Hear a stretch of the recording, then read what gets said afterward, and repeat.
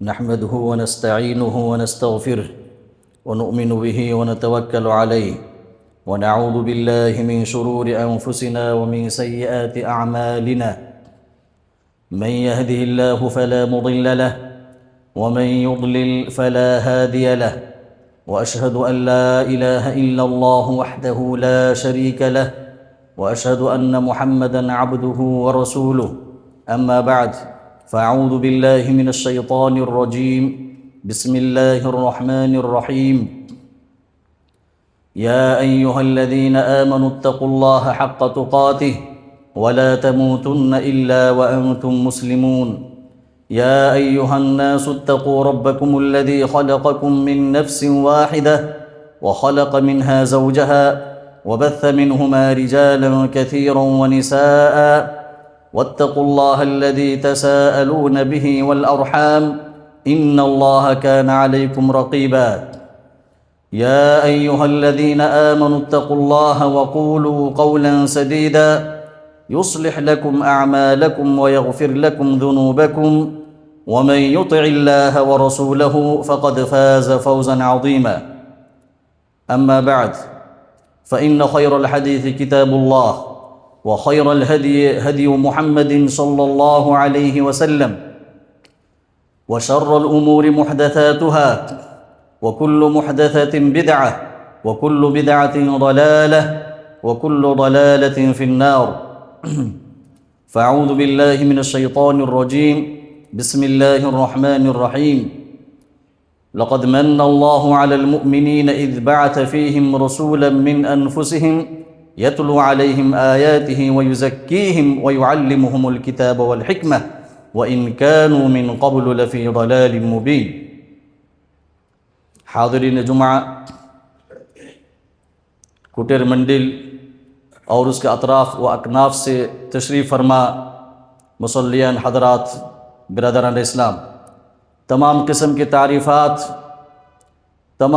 کی تعریفات کبرائی، بڑائی اور ساری توصیف و تعریف کے مستحق صرف اور صرف ایک اللہ رب العزت ہے، جنہوں نے پھر دوبارہ ان سال بھی مبارک رمضان المبارک کا مہینہ ہمارے گیٹ پہ لا کھڑا کیا.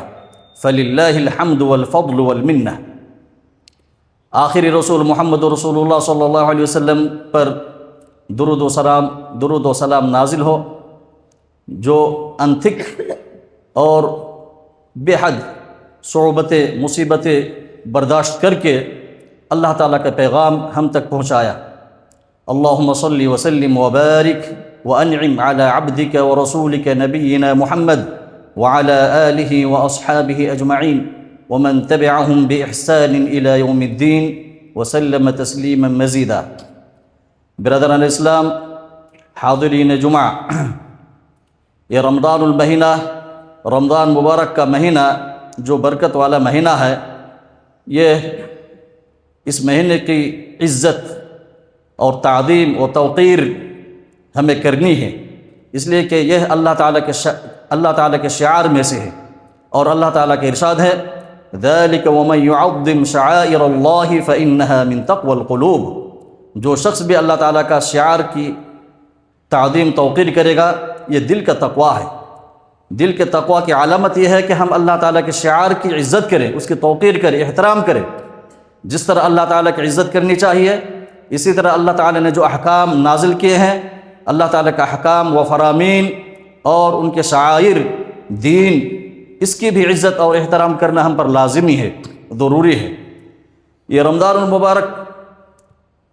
المبارک کا جو مہینہ ہے، اس کی عزت یا اس کی تعظیم و توقیر ہم کیسے کریں؟ اس کو جاننے کے لیے سب سے پہلے ہمیں یہ جاننے کی ضرورت ہے کہ اللہ تعالیٰ نے ہمیں رمضان کا مہینہ کیوں دیا، یہ رمضان المبارک کا مہینہ کیوں عطا کیا. اس کی حکمت میں اللہ تعالیٰ نے آخر میں کہا لعلکم تتقون، تاکہ تم لوگ متقی بن جاؤ، تمہارے دل میں تقوی پیدا ہو جائے. اس لیے کہ جنت بغیر تقوی کے جنت حاصل نہیں ہوتا. اللہ تعالیٰ کے ارشاد ہے تلک الدار الآخرة نجعلها للذین لا يريدون علوا في الارض ولا فسادا والعاقبة للمتقین. یہ آخرت کا گھر یہ صرف متقی کے لیے ہے. والعاقبۃ اور والتقوی، یہ تقوی، یہ آخرت کا گھر، یہ تقوی والوں کے لیے ہے، یہ اللہ تعالیٰ نے قرآن میں واضح کر دیا۔ اور اسی لیے تقوی، دل میں تقوی پیدا کرنے کے لیے اللہ تعالیٰ نے یہ رمضان المبارک کا مہینہ ہمیں عطا کیا ہے۔ اس لیے ہمیں اب یہ کوشش کرنی چاہیے کہ ہمارا دل میں تقوی پیدا ہو جائے، ہم متقی بن جائے۔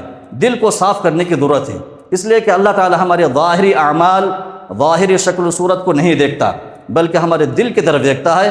حدیث اس میں واضح ہے، ان اللہ لا ينظر الى صورکم ولا الى اموالکم ولكن ينظر الى قلوبکم واعمالکم۔ اللہ تعالیٰ تمہارے ظاہری شکل و صورت کی طرف، نہ تمہارے مال و دولت کی طرف دیکھتا ہے، بلکہ صرف تمہارے دل اور تمہارے اعمال کو دیکھتا ہے۔ دل کو پاک کرنا، اور دل کو پاک کرنے کے لیے اللہ تعالیٰ نے رمضان المبارک کا مہینہ ہمیں عطا کیا ہے، اور اللہ تعالیٰ صرف دل کو دیکھتا ہے۔ اسی لیے حضرت ابراہیم علیہ السلام نے بھی کہا کہ الا من اتى اللہ بقلب سلیم، آخرت میں نجات ان کو ملے گی جو قلب سلیم لے کر اللہ کے سامنے حاضر ہوگا، جن کا دل صحیح سلامت ہوگا، وہ آخرت میں نجات پائے گا۔ تو ہمیں دل کو پاک کرنا، دل میں تقوی لانا، دل کو پاک کرنا ہے۔ اب دل کو کیسے پاک کریں؟ اس کے لیے سب سے بہتر طریقہ یہ ہے کہ رمضان مبارک آنے سے پہلے ہم دل کو پاک کر لیں، اس لیے کہ جب رمضان کا مہینہ آ جاتا ہے تو اس کی عزت، رمضان کی عزت اور اس کی توقیر اور احترام یہی ہے کہ وہ رمضان آنے سے پہلے ہے، ہم اس کے احترام اور عزت کے لیے اپنے دل کو پاک کر لیں اس سے پہلے ہی۔ اسی لیے اللہ کے رسول صلی اللہ علیہ وسلم شعبان کے مہینے میں سب سے زیادہ روزہ رکھا کرتے تھے، اس لیے کہ روزہ نام ہی ہے سارے منکرات کو ترک کرنا، خرابی برائی کو چھوڑ دینا، اور اسی طرح بھوک پیاس برداشت کرنا، یہ پریکٹس ہے تاکہ رمضان المبارک کی عزت اور احترام ہو۔ رمضان المبارک کے مہینہ جو ہے اس کی عزت اور احترام کے لیے شعبان کے مہینے ہی سے کوشش کرتے ہیں، اور یہ کوشش کرنے سنت ہے، اللہ کے رسول صلی اللہ علیہ وسلم کی یہی طریقہ رہا ہے۔ اس لیے ہمیں بھی یہ شعبان کے مہینے رہتے ہی ہمیں اپنے دل کو پاک کر لینا ہے، صاف کر لینا ہے۔ دل کے پاک، کبھی کبھار اللہ تعالیٰ کسی انسان پر احسان اور اللہ تعالیٰ فضل کرم کر کے، احسان کر کے انسان کے دل کو پاک کر دیتا ہے۔ اس کے متعلق اللہ تعالیٰ کے ارشاد ہے وَلَوْلَا فَضْلُ اللَّهِ عَلَيْكُمْ وَرَحْمَتُهُ مَا زَكَى مِنْكُمْ مِنْ أَحَدٍ أَبَدًا وَلَكِنَّ اللَّهَ يُزَكِّي مَن يَشَاءُ۔ اگر اللہ تعالیٰ کا فضل و کرم نہ ہوتا تم میں سے کسی کو پاک نہ کرتا، لیکن اللہ تعالیٰ جسے چاہتا ہے پاک کر دیتا ہے۔ اللہ تعالیٰ اپنے فضل و کرم سے انسان کے دل کو پاک کرتا ہے۔ انسان کتنا بھی کوشش کرے، اگر اللہ تعالیٰ نہ چاہے تو انسان اپنے دل کو پاک نہیں کر سکتا۔ اس لیے اللہ تعالیٰ کی توفیق سے اللہ تعالیٰ ہی انسان کے دل کو پاک کرتا ہے۔ بسا اوقات انسان برا انسان ہوتا ہے، لیکن ان کے کوئی معمولی چھوٹی سا عمل اللہ تعالیٰ کو پسند آ جاتا ہے، اور اس کی وجہ سے اللہ تعالیٰ ان کے دل کو پاک کر دیتا ہے۔ جیسا کہ واقعہ معروف ہے، ایک شخص، ایک باغی جو زانیہ تھی، اس نے ایک کتے کو پانی پلایا، اور اس عمل کو دیکھ کر اللہ نے ان کو پاک کر دیا اور پھر اس کو جنت نصیب کیا۔ اسی طرح ہمارے ایک شیخ تھے سعودی عرب میں، جامعہ اسلامیہ مدینہ منورہ میں، شیخ عبدالرزاق البدر، وہ ایک واقعہ بیان کر رہے تھے کہ ہمارے یہاں ایک مزدور تھے کام کرنے والے، وہ کام کرنے والے کبھی بھی مسجد نہیں آتے تھے۔ اچانک دیکھا کہ مسجد میں صف اول میں نماز پڑھنے لگے، تو انہوں نے کہا کہ بعد میں نے ان سے پوچھا کیا وجہ کیا ہے کہ تم اب تک نماز سے غافل تھے، اب اچانک تم صف اول میں اذان ہوتی مسجد آنے لگے؟ تو پھر انہوں نے کہا کہ میں ایک مرتبہ راستے میں جا رہا تھا کہ اچانک دیکھا کہ ایک بلی میرے پیچھے پیچھے آ رہا ہے، تو میں نے وہاں پر تھلا جب فریج لگا ہوا تھا، فریج سے پانی نکالا اور میں خود پیا، اور اس بلی کو ایک گلاس پانی پلا دیا، اور اس کے بعد میں روم آ کے لیٹ گیا۔ اذان ہوئی، میرا آنکھ کھل گئی اور میں مسجد آ گیا، اور میرا دل بدل گیا بالکل، اور اس کے بعد ہمیشہ دل چاہتا ہے کہ اذان ہوتی ہے میں مسجد میں موجود رہوں۔ تو اس طرح اللہ تعالیٰ کی ایک معمولی اعمال سے بھی اللہ تعالیٰ انسان کے دل کو پاک کر دیتا ہے۔ اسی لیے حدیث میں آتا ہے لا تحقرن من المعروف شیئا ولو ان تلقى اخاك بوجه طلق، کسی بھی نیکی کو تم چھوٹا مت سمجھو، اگرچہ اپنے بھائی کے ساتھ مسکراہٹ کے ساتھ ملنا کیوں نہ ہو، یہ بھی ایک نیکی ہے۔ کسی بھی نیکی کو آپ چھوٹا نہ جانیں، اگرچہ آپ کے اعمال درست نہیں، آپ مثال کے طور پر آپ مسجد کے قریب نہیں آتے، پھر بھی جو بھی کام میسر ہوتے ہیں، جو بھی نیکی کا کام کرنے کا موقع ملتا ہے، فوراً اس کام کو کر لے، اس کام کو نہ چھوڑے۔ مثال کے طور پر راستے سے کوئی تکلیف دہ چیز کو ہٹانا، یا کچھ بھی ہو، کوئی بھی کام ہو، اس کو آپ حقیر نہ سمجھے۔ ممکن ہے کہ آپ کے چھوٹا سا عمل کی وجہ سے اللہ تعالیٰ آپ کو بخش دے اور آپ کے دل کو پاک کر دے، ایک طریقہ ہے۔ دوسرا طریقہ یہ ہے انسان کے اعمال کو پاک صاف کرنے کا ایک اور طریقہ ہے، وہ یہ ہے کہ انسان کو کوشش کرتی رہنی ہے، انسان کو کوشش کرنا ہے۔ اس کے متعلق اللہ تعالیٰ کا ارشاد ہے وَالَّذِينَ جَاهَدُوا فِينَا لَنَهْدِيَنَّهُمْ سُبُلَنَا، جو شخص بھی ہمارے راستے میں کوشش کرتا ہے، محنت کرتا ہے، ہم اس کو اپنا راستہ دکھاتے ہیں۔ تو انسان کو کوشش کرنا ہے، اور کوشش کس طرح سے کریں گے؟ محنت کرنا، عبادت کرنا ہے۔ اس کے متعلق مزید اللہ تعالیٰ کے ارشاد ہے والذین اہتدوا زادہم ھدی وآتاہم تقواہم، جو شخص ہدایت کا راستہ اختیار کرتا ہے ہم مزید ان کو ہدایت کی طرف آگے بڑھاتے ہیں اور ہم ان کو تقویٰ عطا کرتے ہیں۔ تو ہمیں محنت کرنی ہے اور ہدایت کی طرف آگے بڑھنا ہے، تب جا کے اللہ تعالیٰ ہم کو ہدایت دے گا۔ یہ کوشش ہے۔ کوشش دو طرح سے ہو سکتی ہے۔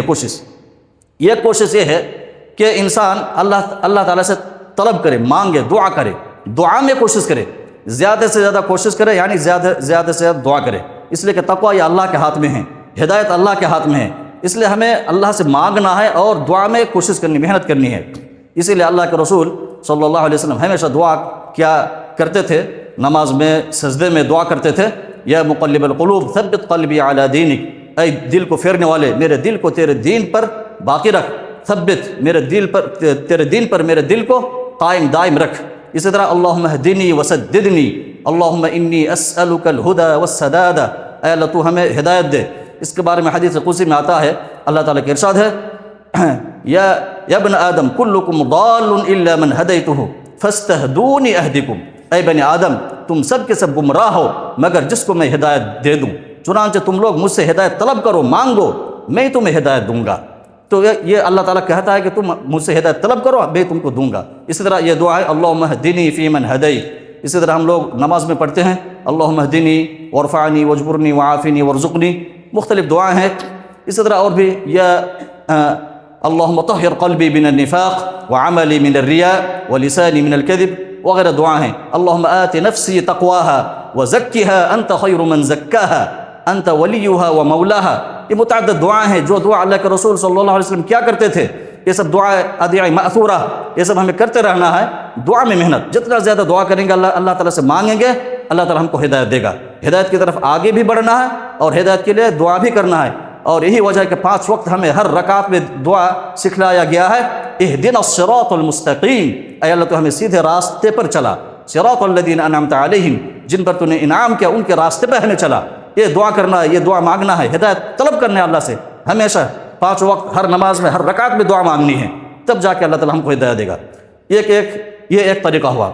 دوسرا اور ایک طریقہ ہے ہدایت پانے کا، دل کو پاک کرنے کا، وہ ہے محنت صرف کرنا، یعنی زیادہ سے زیادہ عبادت کرنا، عبادت میں لگ جانا۔ جیسے رمضان کا مہینہ آ رہا ہے، اس سے پہلے ہم اپنے اعمال کو درست کریں اور اللہ تعالیٰ سے مانگنے کے ساتھ ساتھ عبادت بھی کریں۔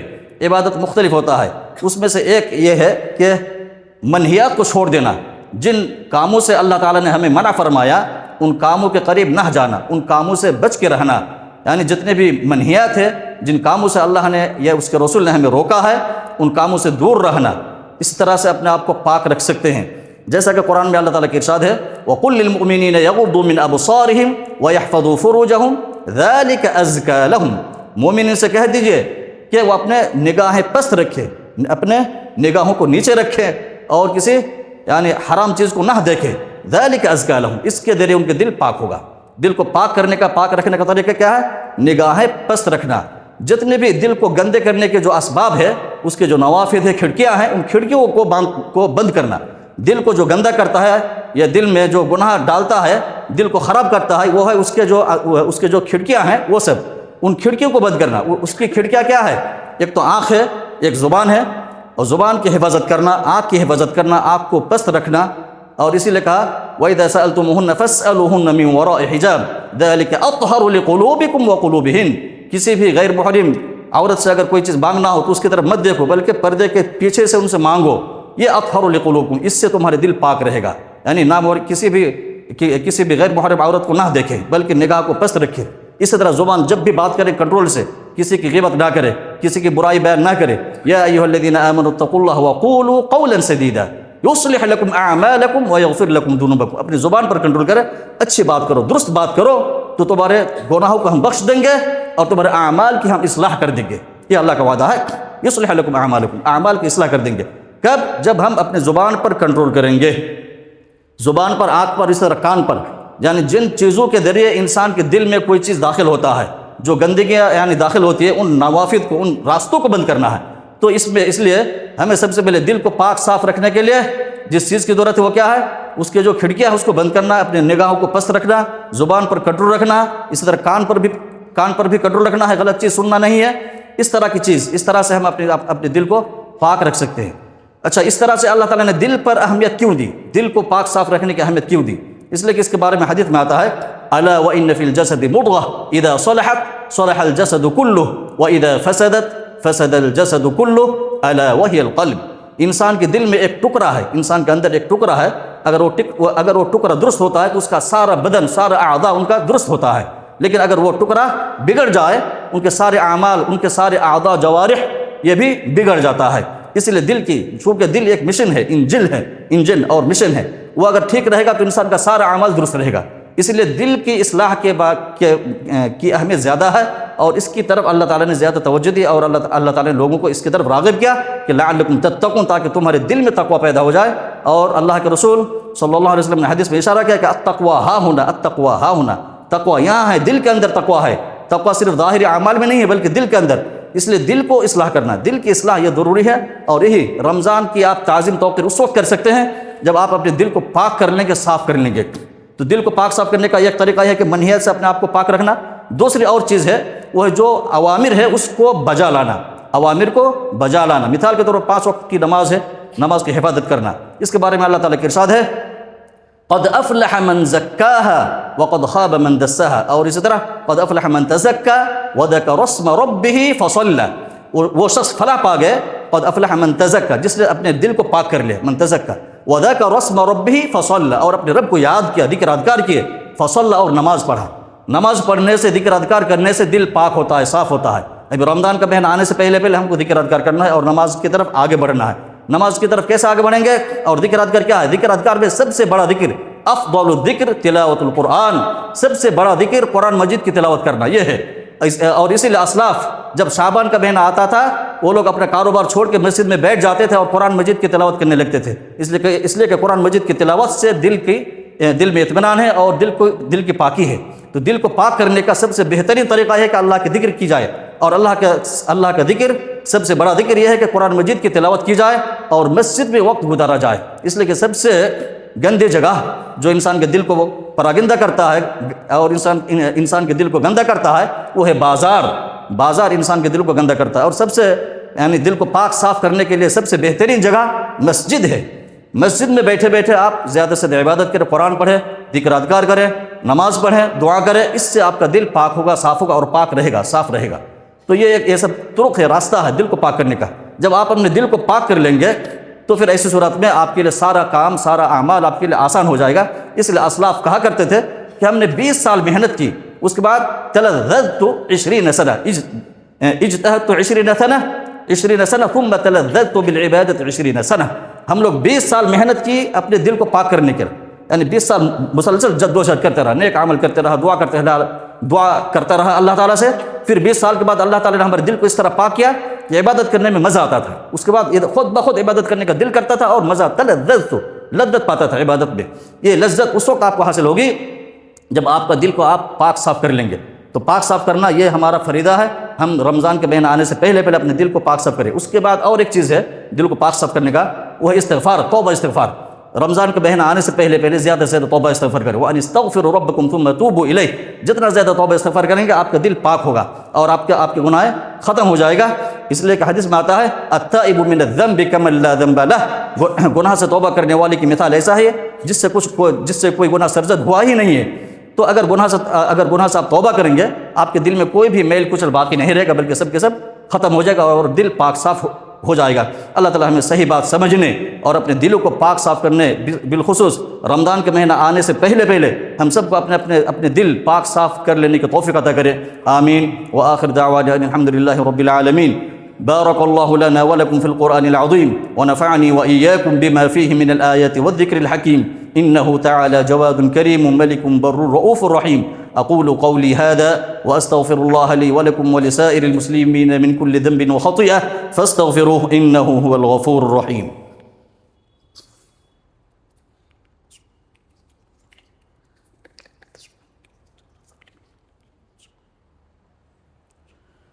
إن الحمد لله نحمده ونستعينه ونستغفره ونؤمن به ونتوكل عليه ونعوذ بالله من شرور أنفسنا ومن سيئات أعمالنا من يهده الله فلا مضل له ومن يضلل فلا هادي له وأشهد أن لا إله إلا الله وحده لا شريك له وأشهد أن محمدًا عبده ورسوله أما بعد فأعوذ بالله من الشيطان الرجيم بسم الله الرحمن الرحيم خذ من أموالهم صدقة تطهرهم وتزكيهم بها وصل عليهم إن صلاتك سكن لهم۔ اللہ تعالیٰ کے ارشاد ہے یہاں پر دل کو پاک صاف کرنے کا سب سے بہترین طریقہ، اور ایک اللہ تعالیٰ نے یہاں پر ارشاد فرمایا، اللہ تعالیٰ اپنے نبی سے کہہ رہے ہیں کہ لوگوں سے بطور صدقہ ان کا مال لو، تو اس کے بعد تطہرہم وتزکیہم بہا، یہ مال لے کر ان کو پاک کرو اور ان کے دل کو صاف کر دو۔ تو انسان کے دل کو صاف کرنے کا سب سے بہترین طریقہ ہے کہ صدقہ دیا جائے، صدقہ خیرات کیا جائے، اس سے انسان کا دل اللہ تعالیٰ پاک کر دیتا ہے۔ وتزکیہم وصلی علیہم، اور ان کے لیے دعا کر دو، ان صلاتک سکن لہم، ان کے لیے دعا کریں گے، یہ دعا ان کے دل میں، ان کے دل کو اطمینان بخشے گا۔ تو ان کے لیے دعا بھی کرنا ہے اور ان سے صدقات اور خیرات بھی لینا ہے تاکہ ان کے دل کو پاک کر دے۔ تو ابھی رمضان کا مہینہ آنے سے پہلے اگر ہم صدقات خیرات زیادہ سے زیادہ اپنے مال اللہ کے راستے میں نکال کر اگر اپنے دل کو پاک صاف کر لیتے ہیں، انشاءاللہ رمضان میں ہم اس سے فائدہ اٹھا سکتے ہیں۔ تو رمضان کے مہینہ آنے سے پہلے یہ ایک کوشش ہونی چاہیے انسان کی کہ انسان اپنا مال دولت خرچ کر کے اپنے دل کو پاک صاف کر لے، اور دل کی پاک اسی میں ہے کہ انسان اپنا مال اللہ کے راستے میں خرچ کرے۔ اللہ کے راستے میں خرچ کرنے کے بہت سارے مواقع اور طرق ہے، اس میں سے اسلاف کا اقوال ہے۔ کچھ اقوال اس طرح سے پایا جاتا ہے کہ سب سے بہترین طریقہ یہ ہے آپ اس چیز میں خرچ کریں جو آپ کو مرنے کے بعد بھی کام آئے۔ اذا مات الانسان انقطع عمله الا من ثلاث، جب انسان مر جاتا ہے تو اس کے سارے اعمال بند ہو جاتے ہیں مگر تین راستہ جاری رہتا ہے، تین راستہ۔ ایک کیا ہے؟ صدقۃ جاریہ، صدقہ جاری، صدقہ ایسا صدقہ آپ کر کے گئے جو جاری آپ کے مرنے کے بعد بھی اس سے لوگ فائدہ اٹھاتے ہوں، اس طرح کا صدقہ۔ اور ایک ہے علم ينتفع به، ایک علم کوئی ایسا بندوبست کر کے جائے کہ جس سے لوگ علم کا فائدہ اٹھائے۔ اور اسی طرح ولد صالح يدعو له، نیک ولد، نیک لڑکا چھوڑ کے جائے، کوئی بھی نیک لڑکا چھوڑ کے جائیں جو آپ کے لیے دعا کرے۔ یہ آپ کے مرنے کے بعد بھی یہ تینوں راستہ سے آپ تک نیکیاں پہنچتی رہے گی۔ اور اس کے لیے علماء کرام کہتے ہیں کہ سب سے بہترین طریقہ ہے کوئی علمی مرکز، کارخانہ، جہاں پر یعنی لوگوں کی تزکیہ نفس ہوتا ہو، تزکیہ نفس، لوگوں کو پاک کرنے کا جو مشن ہے، اس طرح کوئی کارخانہ، فیکٹری ہو، اس کے پیچھے آپ خرچ کریں تو تینوں راستہ آپ کے لیے ہموار ہو جائیں گے۔ اور یہ کارخانہ کیا ہے؟ جو اللہ کے رسول صلی اللہ علیہ وسلم کے بعثت کا مقصد تھا وہ کیا ہے؟ یتلو علیہم آیاتی ویزکیہم ویعلمہم الکتاب والحکمہ۔ ہم نے محمد صلی اللہ علیہ وسلم کو اس لیے بھیجا کہ ان پر اللہ کی کلام تلاوت کر کے سنائے اور ان کو پاک کرے، ویزکیہم، اس کا مقصد ہی پاک کرنا، لوگوں کو پاک کرنا، معاشرہ کو پاک کرے، لوگوں کو پاک کرے، لوگوں کے دلوں کو پاک کرے۔ اس کو پاک کرنے کے لیے اللہ تعالیٰ نے اپنے نبی کو بھیجا، اور اسی کے لیے ابراہیم علیہ السلام نے اپنے رب سے دعا کیے تھے، ربنا وابعث فیہم رسولا منہم یتلو علیہم آیاتک ویعلمہم الکتاب والحکمہ ویزکیہم۔ اے اللہ تو مکہ میں ایک نبی بھیج جو نبی لوگوں کو کتاب پڑھ کے سنائیں گے اور حکمت کی باتیں سنائیں گے، ویزکیہم، اور ان کو پاک کرے گا، ان کو دل کو پاک کرے گا۔ یہ اصل مقصد ہے، ہدف ہے۔ تو جو پاک کرنے کا، لوگوں کے دل کو یعنی پاک کرنے کا جو مشن ہے، فیکٹری ہے، وہاں پر خرچ کرنے سے آپ کو تینوں طرف سے آپ کا یعنی اعمال جاری رہے گا۔ یہ کیا ہے؟ جہاں پر لوگوں کی دلوں کو پاک کیا جاتا ہے، جو فیکٹری یا جو جامعات ہے، اس طرح جہاں پر تربیت ہوتی ہے اچھی طرح سے، اس طرح اس پر اگر خرچ کریں گے، ایک تو اس سے وہاں پر علم ہوتا ہے اور وہ علم جاری رہتا ہے، اس علم کی وجہ سے علم ينتفع به، لوگ اس سے فائدہ اٹھاتے رہیں گے، آپ مر جائیں گے، قبر میں رہیں گے، لوگ جب تک اس علم سے فائدہ اٹھائیں گے آپ تک نیکیاں پہنچتی رہے گی۔ ایک ہے صدقہ جاریہ، وہاں پر جو مدرسہ ہے یا پھر جو جامعہ ہے، اس کے لیے اس کی جو بلڈنگ میں آپ نے خرچ کی، جو آپ نے اس میں خرچ کیا، جو آپ نے ہدیہ صدقہ دی ہے، اس کی وجہ سے وہ جو عمارت قائم ہے، اس عمارت کو قائم رہنے کی وجہ سے صدقہ آپ تک پہنچتی رہے گی قیامت تک۔ آپ قبر میں رہیں گے، مر جائیں گے، پھر بھی اس راستے سے آپ کی نیکی جاری رہے گی۔ ایک تیسرا راستہ کیا ہے؟ ولد صالح، اس فیکٹری میں جو نیک بچے تیار ہوں گے وہ آپ کے لیے دعائیں کریں گے، یہ دعائیں آپ تک پہنچتی رہے گی۔ اگر آپ کسی جامعہ یا اس طرح کے فیکٹری میں، اس طرح کے بڑے فیکٹری میں آپ خرچ کرتے ہیں جہاں پر لوگوں کی یعنی تعلیم تزکیہ ہو، تو آپ کا تینوں راستہ اپنے لیے آپ کھول کے جاتے ہیں۔ اور میں الحمدللہ مدینے میں بہت دن تک رہا، 16 سال مدینے میں رہا۔ پہلے کلیت قرآن میں قرآن لے کر تخصص کیا، قرآن پر اور قرات پر، پھر اس کے بعد قسم العقیدہ پر، عقیدہ توحید شرک وغیرہ اس کے متعلق PhD کی، الحمدللہ فللہ الحمد والفضل والمنہ۔ 16 سال تک میں نے مدینہ منورہ میں اپنی زندگی گزارا، وہاں پر رہ کے متعدد یعنی مختلف علوم فنون میں الحمدللہ جہاں تک ہو سکے میں نے کچھ یعنی اخذ کیا۔ اس کے بعد پھر اپنا وطن واپس لوٹ کے آیا، اور میرا وطن مغربی بنگال ہے، ویسٹ بنگال مغربی بنگال۔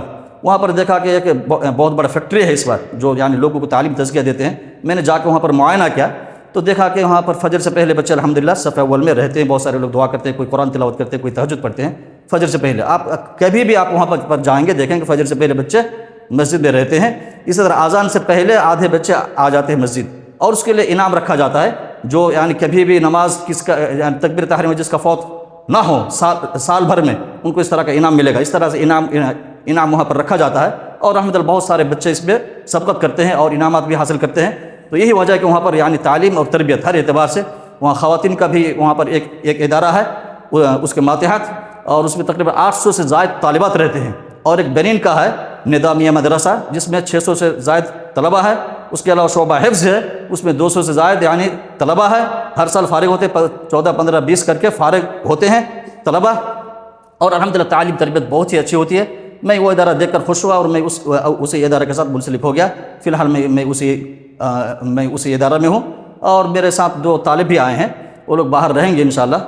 باہر جب گیٹ میں آپ لوگ نہیں گن لے انشاءاللہ کچھ جہاں تک ہو سکے تھوڑا بڑا تعاون کریں، اس لیے کہ اس تعلیم اور تربیت کے پیچھے بہت محنت ہے، اور 3 دکاترہ ہے جو لوگ PhD کر کے آئے ہیں مدینے سے، اس طرح کے 3 اساتذہ کو رکھا گیا ہے، اور مدینہ حضرات کی تعداد 10 سے زیادہ ہے، اور بڑے بڑے علماء کرام کو رکھا گیا ہے تاکہ بچے بھی صلاحیت مند پیدا ہو، اور بچہ طلبہ بھی لکھتے ہیں، پرچہ نکالتے ہیں، طالبات بھی لکھتے ہیں، اور سب کا یعنی مجلہ میرے پاس موجود ہے، طالبات کی لکھی ہوئی تحریریں، ان کی کتاب یعنی طالبات کی طرف سے اور طلبہ کی طرف سے اور اساتذہ کی طرف سے جو لکھی ہوئی پرچہ مجلات ہے وہ سب کے سب میرے پاس موجود ہے۔ آپ وہ سب تحریر پڑھ کے آپ اندازہ لگا سکتے ہیں کہ اس طرح کتنے باصلاحیت یہاں پر طلبہ اور طالبات موجود ہے۔ خیر جو بھی ہو، آپ اس میں اگر انشاءاللہ خرچ کریں گے اور موٹا خرچ کریں گے تو انشاءاللہ آپ کے لیے ایک صدقہ جاریہ ہوگا۔ پورے مغربی بنگال کے اندر سب سے بڑا اور سب سے اچھا اگر کوئی جامعہ ہے تو یہی ہے، اس لیے میں آپ لوگوں سے گزارش کروں گا کہ ذرا اسی میں آپ لوگ توجہ دیں۔ 100 سے زائد اساتذہ کرام ہیں، اور اس کے پیچھے تنخواہ میں اور اس میں وغیرہ میں 10 لاکھ سے زیادہ خرچ ہوتا ہے عام طور پر ماہانہ، تو اس لیے کوشش کریں کہ تھوڑا موٹا تعاون کریں۔ اس کے علاوہ بہت سارے لوگ بیمار ہیں، اس کے لیے بھی دعا کریں، اور بھی پرچے آئے ہیں۔ اور ایک اہم اعلان وہ یہ ہے کہ یہاں پر آپ کے جو مدرسہ حاجرہ ہے قریب میں، وہاں پر کل پروگرام ہے، سنیچر کے دن کل دوپہر 2:30 بجے سے لے کر 4 بجے تک ایک دینی و اصلاحی پروگرام ہے، اور اس میں مرد و خواتین دونوں کا انتظام ہے، مرد و خواتین دونوں کا انتظام ہے۔ اس پہ موضوع رہے گا یہ رمضان کے متعلق، رمضان کا استقبال کیسے کریں، اس میں کس طرح سے عبادت کریں، اور اس طرح کس طرح فائدہ اٹھائیں، اسی کے متعلق انشاءاللہ یہاں پر پروگرام ہوگا، اور مرد و خواتین دونوں کا انتظام ہے۔ کل آئندہ کل 14 فروری کو سنیچر کے دن دوپہر 2:30 بجے سے لے کر 4 بجے تک، اس لیے بلا کسی تفریق یعنی بغیر کسی تفریق ملت و مسلک سب کو یہاں پر تشریف لائیں گے، مرد و خواتین دونوں آئیں گے، سب کے لیے انتظام ہے۔ اور اسی طرح ایک شیخ بیمار ہے، شیخ جناب ضمیر الدین صاحب، جناب ضمیر صاحب جو یہ ایک شالماری ہوٹل جو کورلا کے مالک ہے شاید، وہ سخت بیمار ہے، اللہ تعالیٰ ان کو شفایاب دے، اللہ تعالیٰ ان کو شفا دے، ان کے لیے بھی دعا کریں گے ابھی ہم، اور آپ لوگ بھی میرے ساتھ ساتھ دعا کریں گے۔ شہزاد صاحب کے نانا بھی بیمار ہیں، ان کے لیے بھی دعا کریں گے، آپ لوگ سب کے سب میرے ساتھ ساتھ دعا کریں گے، آمین کہیں گے، میں یہ بھی دعا کرتا ہوں۔ اس کے بعد امام ہے ایک بائی پاس ہوا تھا کچھ شہزاد صاحب کا، شیخ شہزاد صاحب کا، تو اس کے لیے بھی تھوڑا دعا کریں گے، سب کے لیے دعا کریں گے، جس کی بھی جو بھی ضرورت ہیں اللہ تعالیٰ سارے لوگوں کی ساری ضرورت کو پوری کرے۔ میں ایک طرف سے دعا کرتا ہوں، عربی میں دعا کرتا ہوں، آپ لوگ آمین آمین کہیں گے، اللہ تعالیٰ انشاءاللہ سب کی ضرورت کو پوری کریں گے۔ ایک لمبا دعا کرتا ہوں، آپ لوگ براہ کرم دعا کریں سب کے لیے، اس لیے کہ سب کے سب دعا کے محتاج ہے، اپنے دل کی اصلاح کے لیے دعا کے محتاج ہے، ہر کوئی دل کی اصلاح، دل کی تزکیہ نفس، طہارت قلب کے اصلاح کے، اس کے لیے ہم دعا کے محتاج ہے۔ اسی طرح ہم بیمار ہے، ظاہری باطنی بیمار ہے، ہم یعنی بظاہر بھی بیمار ہے، اپنا یعنی بدن بھی بیمار ہے اور قلب بھی بیمار ہے، ان دونوں بیمار کے لیے شفا کے لیے ہم دعا کے محتاج ہے، اس لیے سب مل کے دعا کریں۔ اور یہ دعا قبول ہونے کا وقت ہے، دعا قبول ہونے کا جو اہم وقت ہے اس میں سے ایک اہم وقت یہ ہے کہ خطبہ کے آخر میں جب امام صاحب ممبر پہ ہو اور جمعہ ختم ہونے سے پہلے یہ خطبہ یعنی آخری خطبہ میں دعا کرنا، اس میں دعا قبول ہوتی ہے۔ اور یہی وجہ ہے کہ اس میں اللہ کے رسول صلی اللہ علیہ وسلم خطبہ کے آخر میں بہت زیادہ دعا کیا کرتے تھے، اور صحابہ کرام کا بھی یہی معمول رہا ہے، اس لیے ہم دعا کرتے ہیں اللہ تعالیٰ ہم سب کی دعا کو قبول کرے، سب کے لیے دعا کرتے ہیں، جس ضرورت پر جس نے بھی یعنی درخواست کی، دعا کی، اور جس کی جو بھی ضرورت ہے، اللہ تعالیٰ سارے کے سارے لوگوں کی ضرورت کو پوری کرے، اور سب کے لیے دعا کرتے ہیں۔ ربنا تقبل منا انك انت السميع العليم ان الله وملائكته يصلون على النبي يا ايها الذين امنوا صلوا عليه وسلموا تسليما اللهم صل على محمد وعلى ال محمد كما صليت على ابراهيم وعلى ال ابراهيم انك حميد مجيد وبارك على محمد وعلى ال محمد كما باركت على ابراهيم وعلى ال ابراهيم انك حميد مجيد اللهم صل وسلم وبارك وأنعم على عبدك ورسولك نبينا محمد وعلى آله وأصحابه أجمعين ومن تبعهم بإحسان إلى يوم الدين وسلم تسليما مزيدا ربنا ظلمنا أنفسنا وإن لم تغفر لنا وترحمنا لنكونن من الخاسرين ربنا اغفر لنا ولوالدينا ووالديهم ولأزواجنا ولذرياتنا ولإخواننا ولأخواتنا ولأعمامنا ولعماتنا ولأخوالنا ولخالاتنا ولأحبابنا ولأصدقائنا ولأصحابنا ولزملائنا ولمشايخنا ولأساتذتنا ولطلابنا ولطالباتنا ولمن أوصانا بالدعاء ولمن أحسن إلينا ولمن أساء إلينا ولمن أسأنا عليهم ولمن ظلمنا ولمن ظلمنا عليهم ربنا اغفر لنا ولجميع المسلمين والمسلمات اللهم اغفر لنا وارحمنا اللهم لا تدع لنا ذنبا إلا غفرته ولا عيبا إلا سترته ولا هما إلا فرجته ولا كربا إلا نفسته ولا دينا إلا قضيته ولا مريضا إلا شفيته ولا مرضا إلا أذهبته ولا مبتلا إلا عافيته ولا ولدا إلا أصلحته ولا ضالا إلا هديته ولا ميتا إلا رحمته ولا حاجة من حوائج الدنيا والآخرة إلا قضيتها يا أرحم الراحمين اللهم فرج هم المهمومين من المسلمين ونفس كرب المكروبين وفك أسر المأسورين واقض الدين عن المدينين واشف مرضانا ومرضى المسلمين وارحم موتانا وموتى المسلمين برحمتك يا أرحم الراحمين اللهم إنا نسألك العفو والعافية في الدنيا والآخرة اللهم إنا نسألك العفو والعافية في ديننا ودنيانا وأهلينا وأموالنا وأولادنا وأنفسنا اللهم استر عوراتنا وآمن روعاتنا اللهم احفظنا من بين أيدينا ومن خلفنا وعن أيماننا وعن شمائلنا ومن فوقنا ونعوذ بعظمتك اللهم أن نغتال من تحتنا اللهم إنا نسألك خشيتك في الغيب والشهادة اللهم إنا نسألك القصد في الفقر والغنى اللهم إنا نسألك نعيما لا ينفد ونسألك قرة عين لا تنقطع ونسألك برد العيش بعد الموت ونسألك الرضا بعد القضاء ونسألك لذة النظر إلى وجهك الكريم ونسألك الشوق إلى لقائك في غير ضراء مضرة ولا فتنة مضلة اللهم اقسم لنا من خشيتك اللهم إنا نسألك خشيتك ما تحول به بيننا وبين معصيتك ومن طاعتك ما تبلغنا به جنتك ومن اليقين ما تهون به علينا مصائب الدنيا ومتعنا اللهم بأسماعنا وأبصارنا وقواتنا أبدا ما أبقيتنا واجعلها الوارث منا واجعل ثأرنا على من ظلمنا وانصرنا على من عادانا ولا تجعل مصيبتنا في ديننا ولا تجعل الدنيا أكبر همنا ولا مبلغ علمنا ولا إلى النار مصيرنا واجعل الجنة هي دارنا وقرارنا ولا تسلط علينا بذنوبنا من لا يخافك فينا ولا يرحمنا برحمتك يا أرحم الراحمين